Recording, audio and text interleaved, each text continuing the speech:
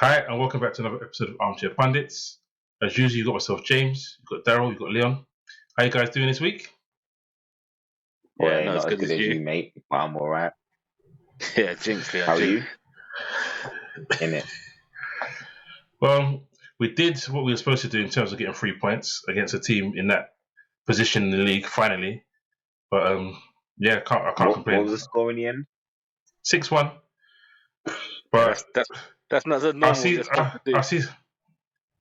Now, I said in terms of 3 points, though. I did say in terms of 3 points, Okay. getting the win. But in terms of the result, I'm obviously it's not deja vu, but we've been here before where we've trounced teams. So we'll have to see. To be fair, you owed Leeds because they did beat you at home, didn't they? Exactly. Earlier in Some the of you, season. some of you got at last minute. So as we've started with Liverpool, might as well continue Liverpool before we move on to Tottenham. So yeah, first half. Well, I think for the first 15 minutes, 20 minutes, I was thinking, what the heck is Jota doing? Why can't this guy not cross the ball? Why can he not pass the ball? Why can't he control the ball? He was having a stinker for 20 minutes. I couldn't. I was like, man, Getting a that ring is that, what man. everyone says. I know. I get that, but he's been getting. He should be sold in the summer. I don't mind if someone comes in with 35 million. Well, I'll take it because give us Really? money for a new midfielder. Yeah, some fans don't mind him going because he hadn't Wow. scored for about a year. Some fans don't mind him going. People are I'm forgetting not one, how injured he's been this, the last but end of then season and this season. that adds to it, though, isn't it? Just some people like he's injured all the time, and when he's not injured, when he's coming back, then he's not coming back with a bang straight away. He's come back slowly. It's a year since he scored his last goal. So it's not that I don't get it. I understand where people are coming from, but I want to get rid of him. Nah, it's from what he showed yesterday, assist and 2 goals. Like literally, it's confidence. As soon as he got that assist for Salah's goal, it was a different player. There's no more Yeah. missed passes. There's no more funny dribbles. It was all back to normal Jota. He was getting into the right areas. It was even the second goal. Like no one else in our team scores that second goal from the edge of the box. No one else does that, That's a good and quality that's finish. what. Yeah, that's what Jota brought. Jota brought goals that no one else on our team scored. And So the second one, whoo, that was a finish, boy. see, I'm happy. I'm happy because Salah got his goals. Nunes got a goal. All of them got a goal. In honesty, Salah, Nunes, Gakpo, Jota, they all got one. Nunes needed a goal. It wasn't the cleanest strike, but after missing the Arsenal one, obviously it's more important. Scoring a sixth goal in a 6-1 win is easy, if you know what I mean. Scoring Guess is so, not yeah. easy, but it's easy. Yeah, we need him to start scoring the goals in when we're actually drawing 1-1, and he's taking us to 2-1. That's what we need from him, and 3-2, etc. But the hunger was back, as you already said, Daryl. Klopp was feeling himself when in the 92nd minute when we hounded Sinistera. I think it was Sinistera. Hounded him. No, it wasn't Sinistera. He'd gone off by then. We hounded somebody and took the ball off him, and that was the old Liverpool. Yeah, he was And loving it. we've seen bits. Yeah, we've seen bits and pieces of it this season. But as Klopp said himself, we haven't seen it consistently. And whether we can see it from here to the end of the season, because our bench was ridiculous. I mean, look at who we had to bring off.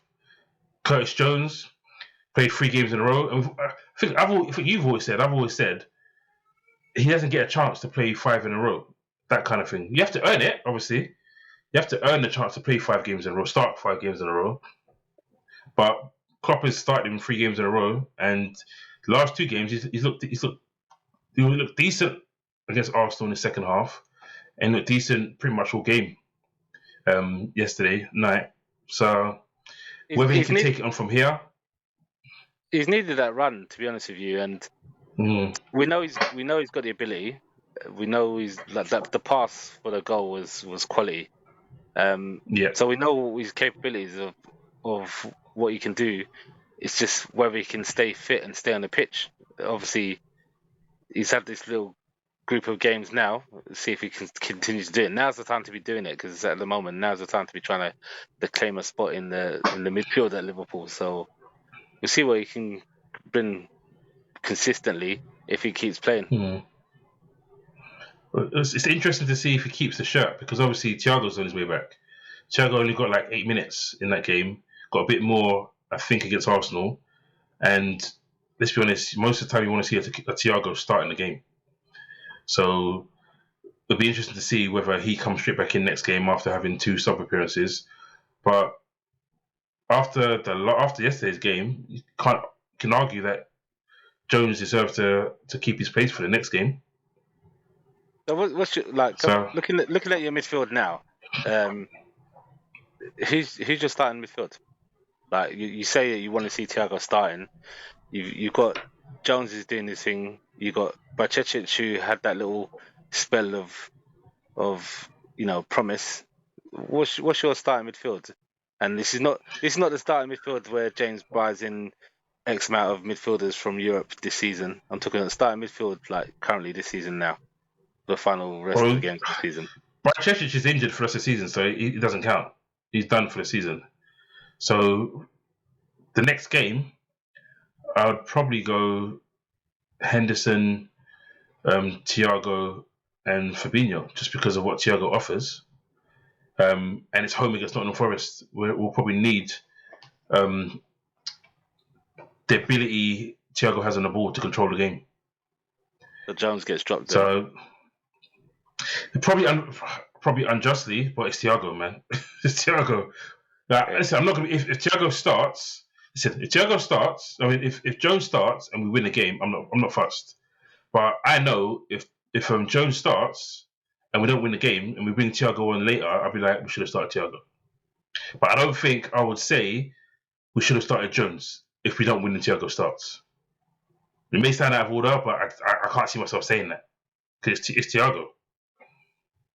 So that's the way I see it, and it sounds weird in terms of Núñez because people are saying, what does Núñez need to do to get a start? And I think someone said it might have been Carragher or someone else said it. Goals. Yeah. Score your goals, be more clinical, and keep working hard, and then you will start games. Because there's a stat out there which is wild, yeah, and it's not only you wouldn't believe that Salah's actually lower than Thiago than Núñez, but shots on goal with 2 touches or more. What percentage would you reckon you would give Salah and Núñez? Scoring from taking 2 touches or more.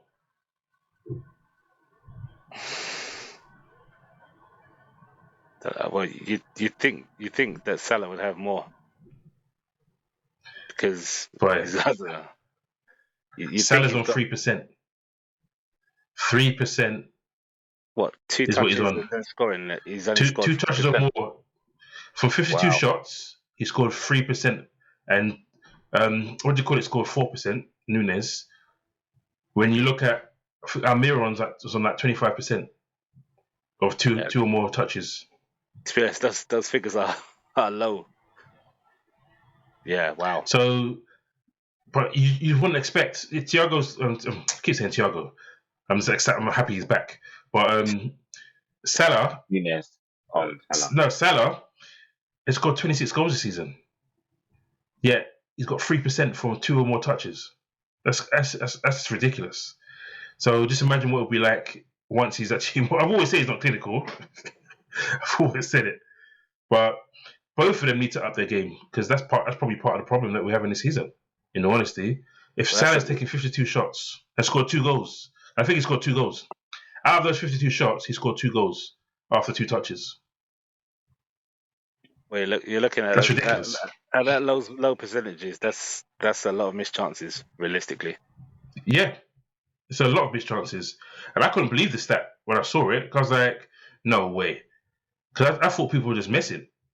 But you've got to believe it. Yeah, actually, I've got the stat here now. So, 25% Almiron from 25 shots, he scored 7 goals. Ollie Watkins, 36 shots, 7 goals, 19%. Martinelli, 42 shots, 8 goals, 19%. Phil Foden, 21 shots on goal, 4 goals, 19%. And I've got the stats slightly wrong. Nunes, 43 shots, 2 goals, 5%. Salah, 52 shots, 2 goals, 4%. Crazy. So if anyone has said that Almiron was that clear ahead of shots in from that type of angle, because obviously it's angles as well.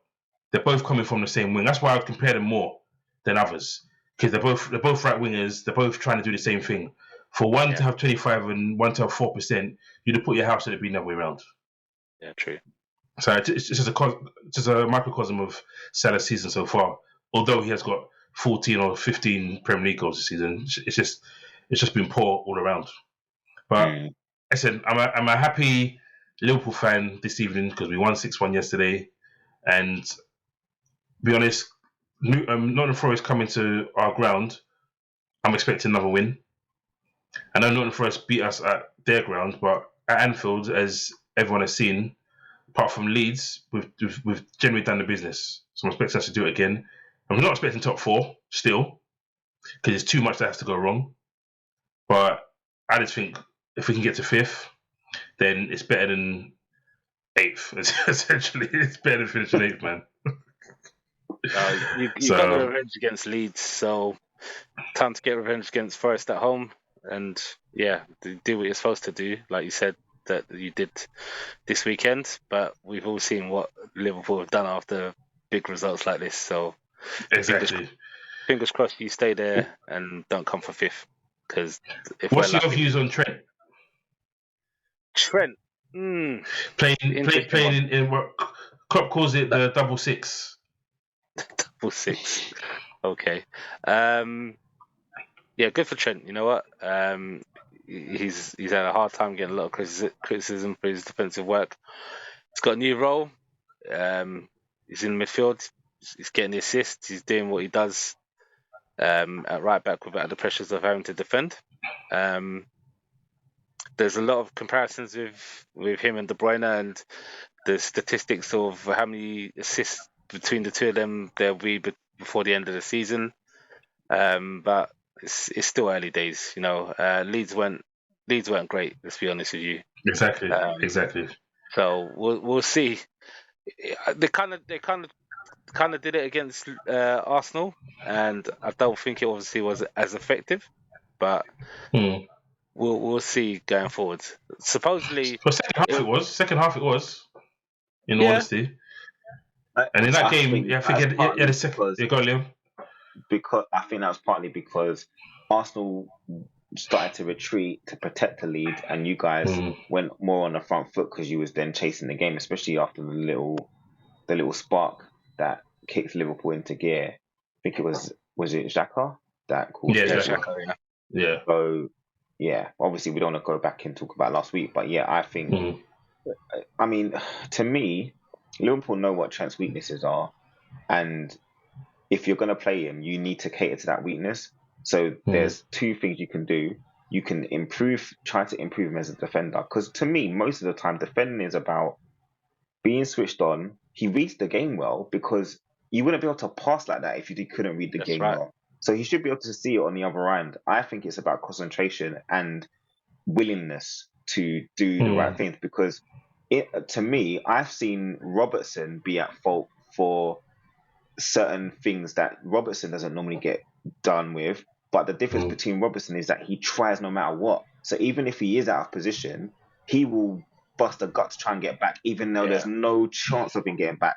Whereas Trent just gives up and plays that you see attacks happening. He doesn't bust a gut to even try and get back and rescue the situation, and that's the difference between the two. And that's why I think Trent comes up for a lot more stick, because he just has that style where it just seems quite like he just almost sometimes he looks lazy. Disinterested. Yeah, he does look lazy and disinterested in actually defending, and I think that's what the issue is. So you either get him sorted out for himself, which I think he has to do anyway, but you also have to tactically plan for it. So that means one of the midfield, or you almost switch into a back three like you're doing with the 6, but switch into a back three. But that also takes away from what Robertson, you can't really do a switch like Man City do, where one of the fullbacks tucks in whilst one of the fullbacks goes forward into midfield, because Robertson also offers the same problem to the against the opposition, because he bombs forward and makes runs as well. So it means Fabinho drops into central defence to create the back which is three. fine. But then does it give you an overload problem? When if you will you be at what's the word, risk of being like against a counter attack, basically is what I'm trying to say. Are The you way going to they've be done at risk it, against a counter attack? But that's been the case for Liverpool always. They've always been at risk of carries for that same exactly. thing. But I think what they've done this time, you're going, Daryl? Now, personally, I've heard a lot of people say, look, it's easier to train Trent to be better defensively than for him to train him in a different position and stuff like that. For me, the way I look at it is, at the end of the day, if you're making mistakes as a defender at right back, you're still going to make mistakes in midfield. It's down to him personally to address these issues himself. I feel as a manager, I wouldn't want to have to address my team or set out my team for his weaknesses, because I shouldn't have to be doing that, you know. So Trent's got to take a look at himself. But some players you do have to do that, Daryl, because they offer so much on the other end. But I can understand that when you're talking about like a superstar creative midfielder, 10, a 10, you know what I mean? I get that, but not putting him in a role right back is difficult. No, exactly. So for me, I feel Trent's got to wake up and say, look, I've got weaknesses. I need to work on them. I need to put the work in. I need to do what I need to do to improve myself in that situation, and go about doing that however he needs to, and put that work in. You can't be living off the glory of, your ability and all the good things that people praise you for, because you've had a hard season where people are giving you stick. You're not England's first choice right back, where at one second point, or third. Even that. Where at one point you would have think, who would you possibly put in there ahead of Trent? No way. So he's got to look at himself. He's got to reflect on what he needs to do and go off and do that. And over the summer, he needs to put the work in. And for me, because he offers more for me. He can assist and create in midfield. That's great, but he offers more for me. Bombing down the side, getting crosses in, getting the assists, where people are not marking or tracking him and being able to nullify him as what you're going to have when you play in midfield. There's going to be midfielders that are going to counteract what you're doing. They're going to stop you from having the ball.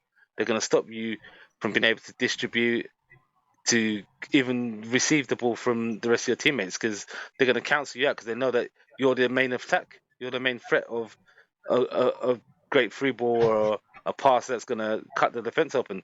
So there are teams that will nullify that. So when you're a right back and you've got the ability to do all those things, you can't shut that down if you're bombing forwards and stuff like that. So you just got to work on his defensiveness, and this off season he's got to work out what he needs to improve and improve it personally. Right. Last thing, because we've done a lot in Liverpool. Handball or not handball? Because I know it'll be mentioned for the first goal. It's handball. Or is it too? Or is it too late in the play? Okay, forget that. We all know it's technically handball. Should a goal have been disallowed? Is the question. Look, I think so. It leads to a goal. Yeah, exactly. This too late in the play is ridiculous. But to be honest, it's not the first time we've seen it this season. It's not the first time we've seen it. It's the third one in the week. Yeah. You said Sue foul before. Yeah. Newcastle, did it happen in Newcastle last week? I think. It happened with West Ham 2 weeks in a row. Remember, Kufau handballed it and then passed it. And then again, we had what's his name, Declan Rice, potentially handballing it against Arsenal, which we'll probably get onto later. And then them getting a penalty not long after, well, literally from the next pass. Yeah, I don't know. Maybe I'm biased. No, I don't know if I looked at it wrong, but I think it hit his chest. I didn't think it hit his hand. Now it looked like it hit his arm, but it wasn't clear cut, so you can get away with saying there wasn't a clear angle where you definitely saw it hit his arm, but like it was a Trent's. But their argument was Trent's arm was already moving that direction, as before he kicked the ball. So his arm was always going to go that way. So it wasn't a handball; it was more ball to arm, and then it was then too late in the play, which is why they didn't go back to it. But This the whole it was ball to hand rule is kind of null and void now, isn't it? When it leads to a goal, that's what they basically no. said. If it's a direct pass, though, it wasn't a direct pass. It was a 1-2. He passed to Salah, and then Salah passed it to him, and then we crossed it. So that's why I said it was too late in the play. Yeah, that's the rules. Okay, and if it's in the box as well, that's the other obviously thing. If it's in the box, it's automatic again. But it's happened. It's happened. This season. We'll What goes around comes around, isn't it? So I'm yeah, not going to begrudge it. I'm not going to say it's crazy. And at the end of the day, 6-1, bro. So it wasn't defining. Okay, so on to your game. Do we have to? Well, boy. Well, we've done a lot of Liverpool, so if you want, you can do 2-3 minutes of you guys and roll on. You might have to at this rate. We're only 2 minutes in. Need to keep it moving. Nah, man. As Daryl said, I'm ticketed changing for the rest of the season because I feel like I'm being mugged off as fans. We're all being mugged off by continuing to just put money in Enoch and Levy and my guys' pockets because the club is a joke at the moment. There's such ineptitude across the board from top to bottom. Bournemouth, fair play to them. When they went 1-0 down after, we had a bright start, but mistake, early mistake by Porro caused the first goal. And question before you move on. Go on. I don't know, Leon. That mistake. I was gonna say, is it Sanchez or is it Porro? Yeah, it started before that, bro. No. So wait, Sanchez made a mistake, but and gave the ball to Porro. In that situation, sometimes you just got to clear your lines, bro. Yeah. You Porro know that there's 3 man there. You've got to make the right decision. We know. Wait. What was Sanchez doing? What was Sanchez doing though? Daryl, stop. What was he doing? We know. Before the pass. Daryl, seriously. All right. Let him speak, bro. Char. You know that Sanchez is not good on the ball. So stop giving him the ball. Teams know that as soon as Sanchez gets it, they press because he does like a deer in headlights. He doesn't know what to do. He's like, So he gives the ball to the nearest person. He always does it. Gives the ball to the nearest person. And then that's why Porro ended up surrounded by basically 3 man because they were going to press Sanchez. Sanchez said, no, hot potato, let me get rid of the ball. Gave it to Porro, and he was basically tried to dribble his way out of it and got caught, where he just needed to clear his lines. But we know that Sanchez is weak in that situation. So why do we keep giving him the ball? It goes down to everybody else not being smart, thinking about tactics. Well, he's playing because we haven't got anyone else. Is Tanganga better in that situation? Not really. Slightly. Top me is not. Well, I don't know. I don't think so. I feel like I think they're both almost very similar. They're both rash. They both dive in. They're both not great on the ball. And the only difference between the two is youth versus perceived experience. So to me, no, there isn't much difference. What I didn't like the fans booing him because that wasn't nice. It's not cool. Like what you don't want to do is get on the back of your own players because that's not going to help. Like Sanchez now, every time he goes on the pitch, he's going to be thinking, "Oh my gosh!" As soon as he's in a situation where he receives the ball, he's going to be feeling even worse. He already feels pressure. Like he's not good on the ball. So getting on his back is not going to help. And that's the bit I was really disappointed about with the fans because realistically, like the reason he's still there is not his fault. Because if we wanted to get rid of him, we should have done it a long time ago. Like he's got a contract, and no one has told him you need to be sold. We've given him a new contract at some stage. Otherwise, he wouldn't still be here. He's been here since flipping 2016 or 2017, something like that. So it's our own fault that he's still at the club if there's a problem with him. And clearly, we know as fans, we see the mistakes. We know that he plays with heart, but he makes too many mistakes at this level, and that's the reason why he shouldn't be playing. But the fans getting on his back is I guess it's good. positive that you're away from home against Newcastle next week, because then you won't have the fans There's he can nothing be a bit. positive about playing Newcastle next week. There's nothing No. positive about No, playing but Newcastle next week. you have to choose either. If Longlay's still injured, you choose one of the two. So at least he's not gonna have the same memory of the fans booing him at home. He's going. It's a bit fresher. You're okay with away fans booing you, but when your fans are booing you and you go back to that same stadium the week after, that's got to be a bit dramatic. So in that regard, on the same side of things, though, obviously myself and Leon weren't at the game this week, whereas we normally would be. Neither of us would have booed in that situation because we always back and get behind our players. But I can understand though the fans because that wasn't the only mistake. The second goal was his mistake again.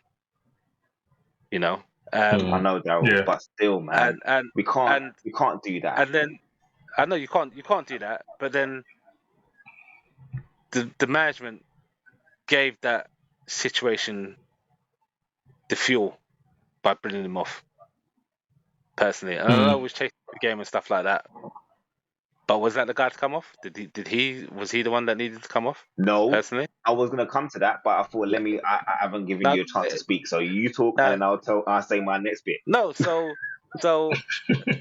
there's a lot to it, and I feel like the fans did wrong. I think the management did wrong in bringing him off. It's never nice for a player to come on and then get substituted off. That's terrible. No matter what. But that's going to kill his confidence even more. So they've killed his confidence with that. They've given the fans them a level, then a platform to voice their views. He hasn't had the best game. He's been at fault for 2 goals, in my opinion. So I can understand why the fans are doing it, and it's not even just about Davinson Sanchez. It's frustration about everything at the club and stuff like that. There's many people that be telling you why Sanchez still there, and that's not, like you said, it's not his fault. He's got a contract. He's getting paid. It's not his fault, but it's those decisions, those club decisions of having players like that still there, holding on to them, not getting rid when they should have got rid and stuff like that, that are causing these issues. That we consistently have the same things over and over again. That, like, to be honest with you, at 2-1, I couldn't see us equalising. I literally couldn't see us equalising. It was pressuring. I couldn't see us equalising. Then when we get a goal from Danjuma, I'm like, all right, yes, we need to go. The players know they need to go and win this now. Like, Newcastle have lost earlier in the day, you know the situation, and it's always when we know these situations that we always fail, right? So go and prove it now and get the next goal. But it's again a lack of flipping common sense mentality. Højbjerg's defending, I don't know what he was doing, and then you end up going to concede, and instead of getting a point. And the whole momentum of the fans, the feeling of the fans, the club and everything, your confidence going into next week against Newcastle, like, their confidence in the fact is, we lost, but it didn't hurt. Even a point, makes a difference because they got better goal difference than us. Even a point would have made a difference.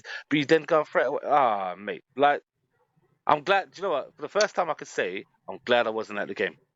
I can honestly say I'm glad I wasn't at the game because I was angry at home, watching it on TV, and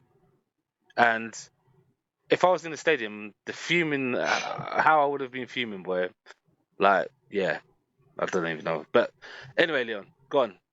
You was going to say about the substitution. So, for the first time, right, we decide to go 4 at the back. We already know that we are susceptible to any sort of attack. It doesn't even have to be a counter. Any attack, we are susceptible. So please tell me why you take off a central midfielder,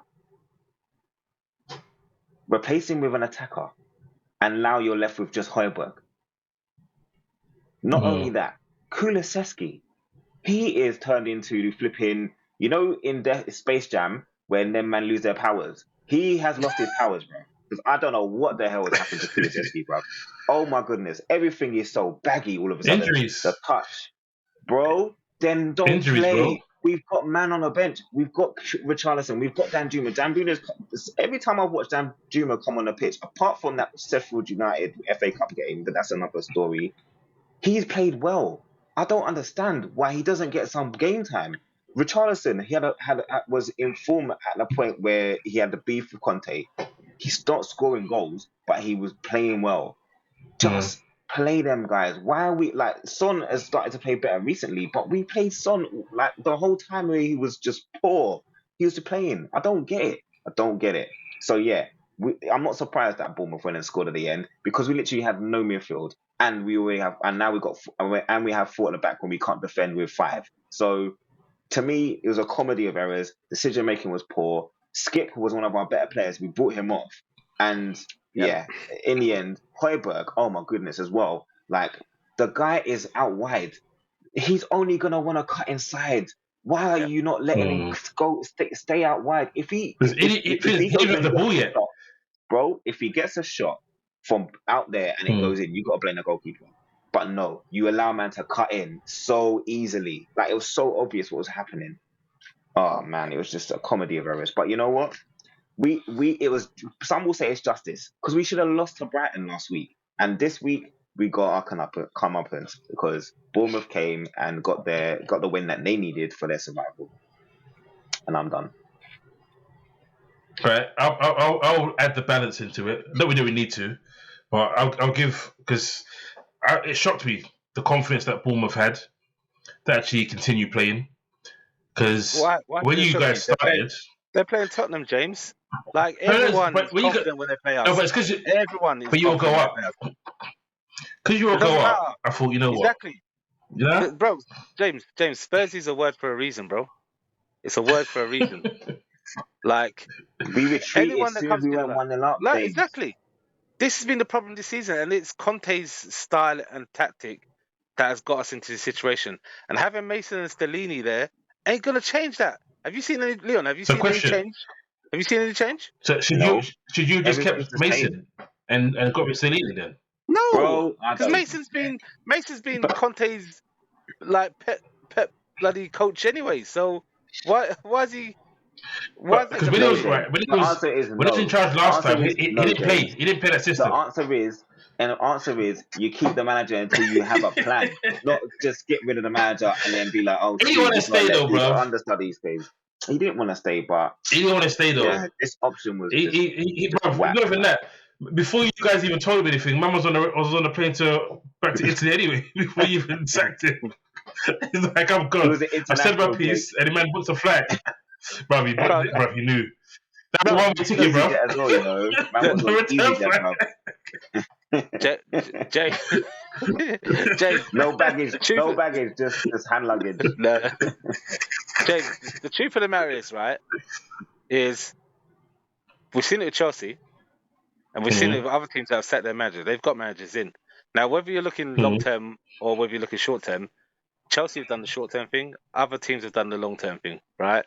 We could have done short term. Can't use Chelsea as a good example right now. But I'm saying, man's got 4 games in a row after tonight. No, but I'm saying we could have got a short term answer in.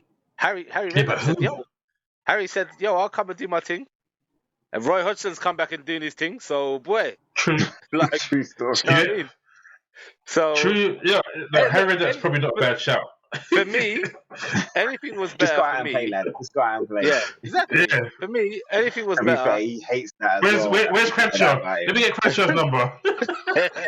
He hates that people say that about him as well. You know, like, come on, I've been a manager for how many years? And he's telling me I don't have no tactics. Get out of here.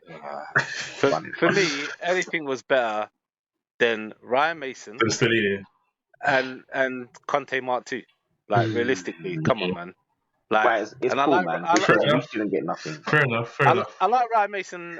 I like Ryan Mason as when he was a player, and I like his passion and stuff for the club and stuff like that. But bro, know your role. You're not a manager, bro. And he'll never be a manager. He might. I'm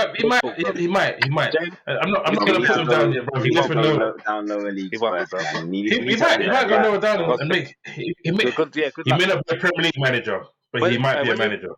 Where did he go on loan? Yeovil or something like that? Go and manage Yeovil or something, bro. That's it. Right, you're deep, bro. You're deep. Anyway, I can hear the anger coming through. Let's move to Arsenal because they've opened up the title nicely as we both wanted. Opened up. Not both. As 3, yeah. because they've put it in Man City's hands now. Man City can now draw at Etihad and still win the title for winning the rest of the games. So I wasn't saying they've opened up. I said they've closed. They've closed. No, they've Arsenal's closed still in Arsenal's hand. Arsenal just have to avoid defeat. Yes, they're 4 points clear, and Are you sure? Man City have a game in hand, meaning they can only close the gap to 1 point. So it's still in Arsenal's hands. Oh, yeah, that's true. That's why they weren't upset, and that's why, like, Arsenal fan, the few Arsenal fans that I've talked to, still ain't worried, bro. So, bro, you know what I mean? Yeah, but they're gonna lose that game. So what, the City game? Yeah, I mean, there's no guarantees of anything they'll lose right now. Like I don't. And they think still got both Newcastle. teams will win all of their games till the end of the season. I think both teams. I think City's gonna win every game. I'm not sure. I think City's gonna win every game rest of the season. Well, but we'll see. In terms of the game itself, I thought. Listen, I was watching the game, and when it went 2-0, I was like, "This game's done." Oh, come on, man! This game's done. Bro, I was looking at it, I was watching West Ham. I was like, West Ham always roll over to this lot, bro. What the hell? Come on, man! Put like, you lot are in relegation, and you man are rolling over to these lot already. I was like, come on, man! What is this? But they woke up. To be honest, I don't know whether it's West Ham woke up or Arsenal seem to. I don't know. They started to panic. Maybe they got nervous at 2-1 because you're thinking about it already. It's happened to us last week. Yeah, right. Conceded a penalty again. First of all, conceded a penalty. I think ours wasn't a penalty first. Actually, tell a lie. It was a good link-up play, but conceded a penalty, and then it's like, okay, we're still on top, but if they score another one, then it's 2-2. What are we gonna do? And so they sat back, and West Ham got confidence, more confidence. Like, I kept cussing Antonio because he's got so much hustle and bustle, and sometimes you just want that little bit of subtlety, just towards the end, just a bit of finesse, something. Well. Yeah, he's not got that. It's not in his locker though, bro. He ain't got that in his locker. No, but think only when he's on form. When he was on form, sometimes I think it's that season where everything he touched is winning. I think even when he scored for Jamaica, he smashed it from like 35 yards, and you're like, "Is this the new Antonio?" In that period, we thought that was going to happen, and sometimes you hope, okay, you come from these injuries. I just kept thinking, when's Ings coming on? Because Ings is going to finish his chances. He's not going to be as aggressive, but he's going to finish his chances. It's true. Why didn't? Yeah. It's true. I don't know why. Maybe they're looking at the cup game because, for the life of me, I think they probably could have won if they'd taken him off. They could have won. Even for the last minute header, like, I think they said it in commentary. If he was lazy, he stayed offside to the point where I think it might have been Ben Rama who crossed it in, but the winger had to cross it in, and then he was able to header it at a weirder angle. Whereas if he'd got himself back on side straight away, then he'd been running at it at a different angle, and we know how good he's at heading a ball. He would have powered it in. But even then, he was too lazy to get back on. Yeah, it's tiredness, and he works his butt off, so I'm not going to criticize him that much in that regard. But just bust a gut to get back on side earlier, then you're running onto the ball, you can header it in, and then you can do your dirty dancing pose with a mannequin thing, and you beat an Arsenal 3-2 from 2-0 down. And you pulled yourself away from relegation zone. Yeah, I think for Arsenal, obviously, the penalty miss from Saka kind of that messed them up, and that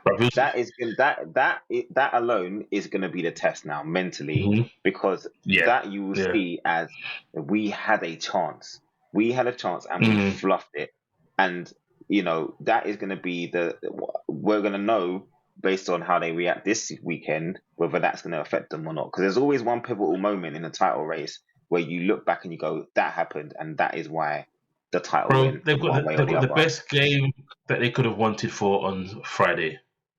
Come on, they're back on track on Friday, and there's no two ways about it. Southampton are coming to Emirates, and they're going to get rolled over. Let's be honest, they're going to get rolled over. So they could have asked for a better game. No, true, agreed, true. Normally, I would say, I agree. And the way Arsenal have been this season, they've responded at every setback very, very well. And let's be honest, they have dropped a point. Like they pretty much won every single derby they played this season, apart from this game. So in a way, for them to have got this far without dropping any points in a derby has been amazing. Now they have, and against West Ham, who are battling relegation, David Moyes, when he's up against it, or his team's up against it, he manages to pull results like this out of the bag. So to me, you wouldn't look at that game as a 3 point, but the Southampton one coming up, definitely, that's 3 points. I don't know. Like you said, Leon, there's a pivotal point, that penalty miss. But if that penalty scores, I think they shut down the game after that. Yeah, they would. Yeah, 100%. They were done. Yeah, and I think West Ham's bubbles would have been burst. You could see the reaction. You saw the reaction. You knew, man. You knew. He was, Anyway, on to the City game. Once again, Pep has annoyed me because Haaland was on a hat-trick and he took him off at half-time and he was my captain, so I didn't get the full points I should have got. But they cruised. I got good points and they cruised. They cruised, man. It's frustrating. Well, you say cruise, but when you look at the end, could have been 3-3. Yeah. So they took it off the gas though, man. They took Bearman off. Yeah, they did. But it just goes to show that sometimes you shouldn't take things for granted, because there's cruising in the game, and then if Maddison scores his chance, Iheanacho scores, and then Iheanacho then hits the post again, could have been a bit sticky for them from a game that I think they would have upped the levels. In honesty, they had enough talent on there to, if they had scored, to just go, okay, you know what, step up again, guys, and then they would have. But he's got to look at. I think they look at the stat between De Bruyne and Haaland, and they're close to the Son and Kane one season partnership, like goals and assists to goals thing. And I won't be surprised. The only reason that they may not make it is that Pep might continue doing what he's doing and just taking him off early because he wants the Champions League. That's the goal for Haaland second. That's the kind of thing that he's expecting this season from the two of them together. And congratulations on Haaland equaling the Premier League record. But you're taking Salah's record so quickly, man. Bro, if he beats Andy Cole's record, that's the thing, mate. That is the thing. Because, boy, 34 goals. What's Andy Cole's one? Is it 34? Yeah, in 42 games. Teesh. I can see him doing more goals in games. If he's not, I think he might be on more goals in games already. Actually, he is. I can see him finishing on more goals in games. He's an alien. It's a cheat sheet, man. Cheat sheet. Well, they're looking good. They're looking good, and we're starting to see what you'd expect from them. Yeah. That looks ominous. But on the other side of things, go City. They're on the right curve. Yep, chase them down, bro. Chase them down. But we'll move on to Man United because they had a pretty straightforward victory. The scoreline didn't have to tell the story, in all honesty. It should have been more than 2-0. Forest didn't really have much. I think their best chance was getting Harry Maguire selling off, in all honesty, which he probably could have earlier on with a couple of challenges he made with Awoni, which I need. It's something I need to say because I'm Nigerian, that somebody is. I was listening to commentators, and Awoni, I just can't take it. I can't take it. Like, they need to cut these guys. I don't know. It doesn't mean nothing to them, innit? But I just think sometimes they need to come out and tell these commentators how to say their name properly. Because João Felix has now come out and said it. Not more than 3 or 4 weeks, he's coming to England. Now, my name's not João Felix, it's João Felix. And now they say João Felix. Every time they say his name and they call him Awoni, I'm like, that's not his name. You have to break it down. It's Awoni. But it's not hard. Awoni. You break it down. You can say it faster. Like, I don't know. I think Iheanacho is harder. I get it. Even I get his name wrong sometimes. His is a lot harder, but Awani is not hard. Once you tell him one time, it's not that hard. I'm not going to get you guys to say it because they might embarrass themselves on this No, show. I just think of Ledley King and say and one knee in it. And one knee, and you still get it wrong. Nah, but that and one knee. Hey, listen, have respect for my Nigerian brothers, bro. Bro, you know. But yeah, I love anyway, that, that's a side story. Yeah, I know you're doing good work out there when you go there. But that's a side story. Man United it was easy, and Easy. it was actually good seeing Ericsson because Sabitzer got injured in the warm up, and it was like, okay, is Ericsson ready? And him and Bruno just ran the show. It was just too easy for him. Bruno had easy. Bruno had an amazing game. Like I don't know where he's been for the last couple of weeks, but bully boy. It's a bully boy. Ericsson. He's Ericsson. Wow, he must do because Bruno turned up, boy. Like I'm surprised. Like fantasy football dream team wise, he didn't turn up, but performance wise for United, yeah, that was and Dallo as well. What's Dallo doing roaming through defenses and finishing like that as well, boy? United looked a bit back to themselves, shall we say? And I think that's helped them. They're looking with the results this weekend. They're looking good for that, possibly that third place and securing top four, really. Yeah. Having said that, sorry, it's not just Ericsson. They had their best midfielder back as well, obviously, which makes a massive difference. And their true leader. Yeah, that's true. Their true leader was back in midfield. So honestly, this is made not a big difference. To say that they're back on form because true to judge them on. Allow you to play football. Like they literally allow you to play football because they're so open, and it's nice to watch. But for them, it makes it easy for teams that can play football to play football against them. So I think United will have tougher tests, but obviously they needed to get a result, and they did, and that's all you can do. As we've seen Newcastle, which I'm sure we'll move on to, drop points. Yeah, move on to them now. Go on, Leo. What was your view on that game? Boy, well, Unai Emery strikes again, man. Newcastle weren't really at the races. I think it wasn't just tactically that Villa were better than them. It was they were first to everything. They really wanted to show. It was almost like they were out to show that this isn't a fluke, and the football they've been playing individually. Every player has improved since Unai Emery's come in, and you can say he's cheating, but you can also say that the players have been receptive to whatever Unai Emery has been bringing to them. So you have to give them credit where credit's due. Like Tyrone Mings looks like a new man. John McGinn looks like a new man. And Ollie Watkins has just been on fire since. I mean, we've seen he's not like he did. He had a good first season when it came to the Prem when they had Grealish. Yeah, he did. It tailed off obviously when they lost Grealish and he was under Gerrard. But since Unai Emery's come in, he's doing everything they need from a lead striker, and players are coming in. You've had Bertrand Traore coming on, and is it Bertrand Traore? He come on and scored 2? Yeah. There's 2 in 2 games. 2 winners as well. Yeah, like 2 winners, and you're just like, this guy couldn't hit a barn door for a good couple of seasons. Been on loan, come back, been injured, come back, and making a difference. So you have to give credit where credit's due. And for Newcastle, I think it's a blip. It wasn't. Villa have been on form. It was a bad game for them. They've got the FA Cup game this weekend, don't they?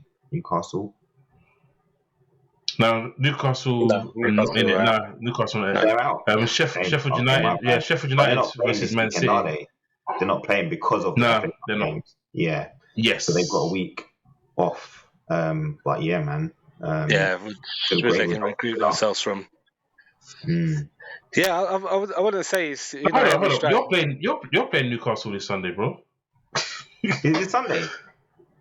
Yeah, Oh, Yeah, yeah. you This got week. Newcastle this Sunday. oh yeah, you did say 21st, you that got earlier. Newcastle away. I said Babe, it earlier in the I show. completely forgot, you know. 'Cause I was thinking, hold Nah, on. You said I Newcastle. was trying to pull it out of my mind, bruv. Clearly, it Yeah. worked, but now He was worried I'm about it reminded. earlier on when we said it. So Yeah, it goes to exactly. show Now he's I'm got something worried. to worry about. Yeah, they come I back would for us. say it's not a case of Unai Emery strikes again, because if you look at the stats, like Villa have been Mm. the most informed team this year, and since Emery's taken over, if they The take third. the results since he's taken over, they'd be in the top three. It's Yeah, just third. crazy. Like you said, Leon, it goes to show that managers can come in and improve players, and they've obviously been receptive, like you said, to whatever his tactics are or whatever his motivation is and stuff like that. And they look like a complete different team, and they're looking like they're gonna challenge for a European place this season. Which, when Emery came in and Gerrard got sacked, if you ever thought that Villa was ever gonna Nah, no possibly chance. Never, qualify for Europe, you never. would No never have believed chance. that. So yeah, well, fair play to them, bringing in the right manager, and they're getting it right. And yeah, it goes to show, get the right manager that suits your club, you can be successful in it. Okay, we'll move on. We're short on time. So, Chelsea. So, Lampard loses again. It's, to be fair, let's be honest, Correct. Brighton are a better team than Chelsea. And they They're a showed better it. team than Chelsea. They're better And they team than showed it. most. They Yeah. showed it. The performance showed it as well. The worst thing is, I thought, like, at one Brighton were dominating. Yeah. And at one point you're thinking Chelsea might just nick something out of this. But the goal, wow. Well, What a and finish. Ciso. And And Cisso's goal was Ah. quality. Yeah. And it got Brighton what they deserved, and what a fitting way to do it. And I know you're enjoying this, James. Like, them Chelsea failing, and obviously Frank Lampard coming back and failing. Look at the smirk on your face now. Look at it, you can see it. But yeah, they're I don't know what's going on over there, and they seem to be. That's one of the only satisfying things for me, is that Chelsea are in more dire straits than us at the moment. But the problem is they've got all the right pieces in the right places to turn it around if they get it right with their next managerial appointment. Whereas I'm not sure the same could be said for us. Nah, they just need a Depends who number you get, 9. but you're Obviously, right. defensively they're not great, but if Mm. they just put away half of the chances they create, man, oh my days, they Exactly. wouldn't be in this position. Mm. I just don't get it. Some of the chances they miss. Like, even watching the Champions League game today against Real Madrid that they've lost. Like, it's just too much. Some of the stuff, they shouldn't have won the game today, but there's some chances you think, how have you missed that? And it's just every week, even under Potter, you sat there and saying, how have you missed that? But it's fine. They're down there. They're bottom half of the table now. I think they're 11th. Yeah, they're 11th. Yeah, bro, Crystal Palace are 3 points behind them. It's crazy. Yeah, Roy's done his job. Yeah, So wow. You think they're 3 points behind them, yeah? Jeez. yeah, And that was they was relegation candidates like 3 weeks ago. a month ago, yeah. That's mad. It's just crazy Jeez, how bro. that bump it is. But Eze, I mean, Oh, man, it's turned up. It's almost like Roy said, I don't know who this imposter you were before, but now I want to see the real Eze for the next week, to the end of the season. yeah. And It feels like he's you answered told him, that call, boy. yeah, go out and express yourself. Do your thing. Do what you know you're good at. And he's having fun and he's enjoying it. You can see it. His whole The demeanor and freedom. everything seems different. Completely seems different. I don't know what happened under Vieira, because he was an important player the season before, but he's obviously touched the bench quite a lot. But since Roy's been back, he's just enjoying himself, expressing himself, and yeah, the turn for the second goal. Wow, Mm. that's a guy that's really embraced it, and he could have got a hat trick as well with a free kick at the end as well. So that's quite crazy. So fair, he's a good player. I'd Maybe like to one we see should be him. looking at. Yeah, I'd like to see him move up to a higher standard of a club. In all honesty, whether I don't want.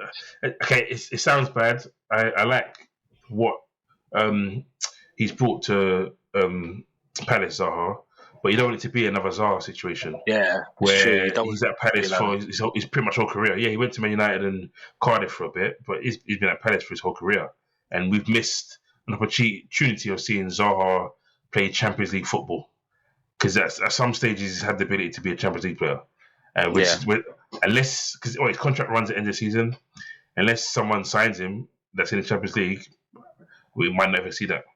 So hopefully Eze gets a chance to step up. Yeah. But we move to the last game. I'm pretty sure it's the last game. Fulham. Everton losing at home, which they thought would be their fortress. Fulham getting goals from guys you weren't expecting, with Harrison Reed, Harry Wilson, and Dan James. It's got to hurt Everton in that regard. You accept it for Mitrovic and the likes of that. But if you watch the game, those guys were all instrumental in that game. Yeah, they were. They were all instrumental. They played a massive part in the game. Each of them could have possibly had 2 goals in that game. Because, yeah, Wilson, quality performance again. Dan James, like, this kind of Dan James that you expect, like, to be alert in the box, taking your chances. But yeah, I was surprised by the result, to be honest with you. Everton at home, thought they would have shown up, and like you said, against a team that was suffering from a lot of big players missing. But yeah, it was weird for them as well though, because you look at, let's be honest, Everton had no they're 2 destroyers in midfield. Red card for Doucouré, and Onana wasn't there either. So and he went with a 2 with Garner and what's his name? How do I forget his name? No, I was injured. Gay, Idrisha Guy. It didn't work having them 2 in the middle. It didn't work. They didn't work as a partnership, and it was almost like we were seeing the championship version of what Fulham. they look like. No, I said Fulham because Fulham, as in the championship last year, Fulham were really attacking and really free throwing, and that's what we saw. Like Harry Wilson was key to how they played last year, and that's how it was. Yes, for the game on the weekend, and Dan James did well as well. So it was, even Tim Kearney came off the bench again. It was a good win for them. So I did say the last game, but I forgot about the Wolves game. Wolves getting a key victory for them. Yeah, Costa 2-0. scoring. Yeah, 2-0. That was it. Costa scoring his first goal. Actually looking a bit fresher for the first time in the longest time. I'm not sure he knew much about it. Yeah, true. But his link-up play was a lot better. He put his leg there. Yeah, exactly. The build-up play for the goal, which led to him scoring, was good. Yeah, him. Yeah, because he started off the move more or less as well. Yeah. And Brentford, I don't know what's happened. Brentford just it's almost like they've realised they're safe, and they're like, do we actually want to play Europe next year? Like, I'm not sure we're ready for that, because it's a different ball game playing Europe.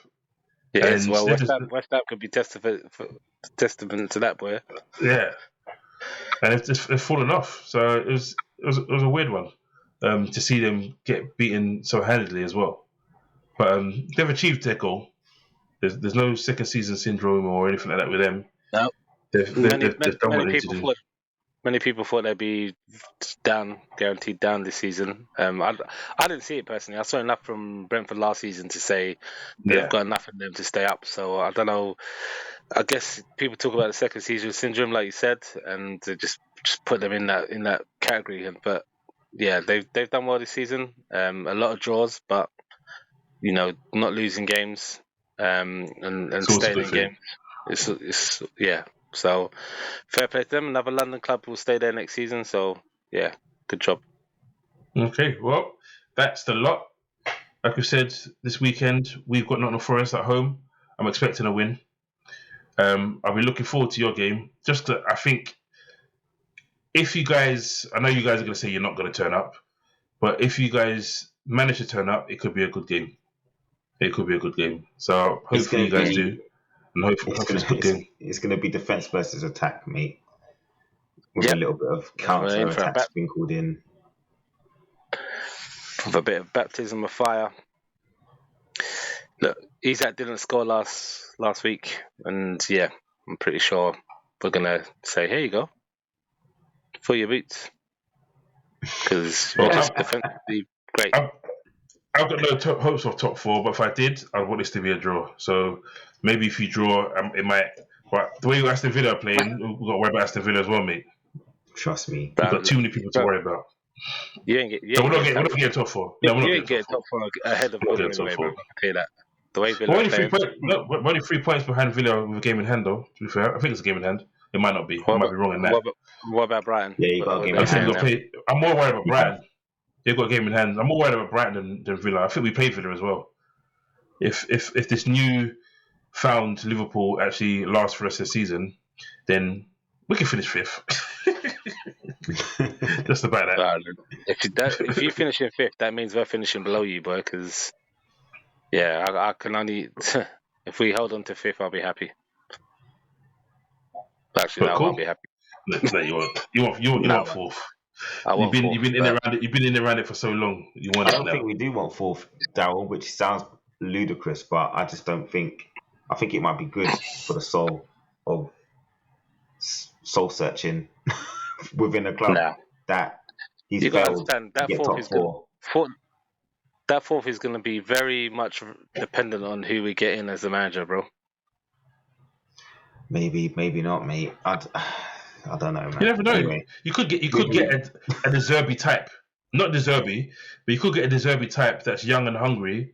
That Amorim or something that might decide, okay, cool. Let me transfer my arm. I can get in here and see where it goes. You never know. No one thought. Obviously, De Zerbi's Brighton's a different as Brighton's a different level. James, we all Tottenham.